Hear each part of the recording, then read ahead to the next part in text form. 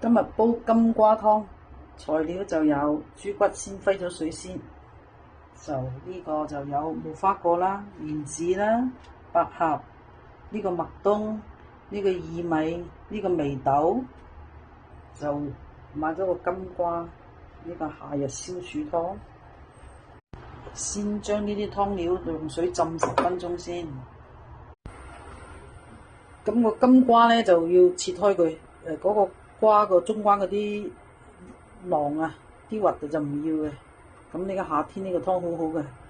咁呢個咧就係尾龍骨，就揮咗水用，即係老人家小朋友都好啦。咁有時煲啲豬骨湯係補鈣嘅。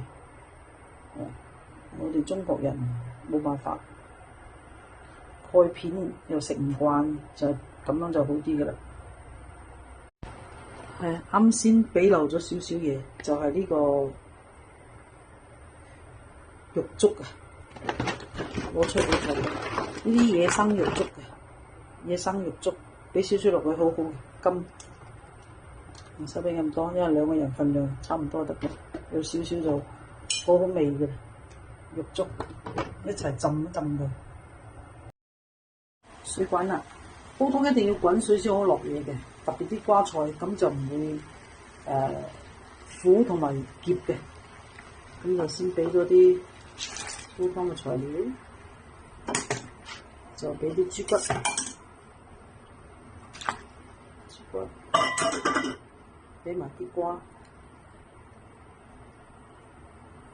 俾齊咧，大火煮滾咗之後咧，就中火煮10到15分鐘，然後唔好最細火煲，佢1個鐘就 OK 嘅啦。咁凡係煲咩湯都俾少少薑咯。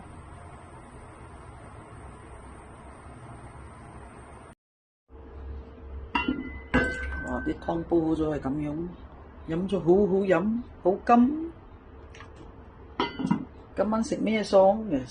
蒜蓉開邊蝦味精。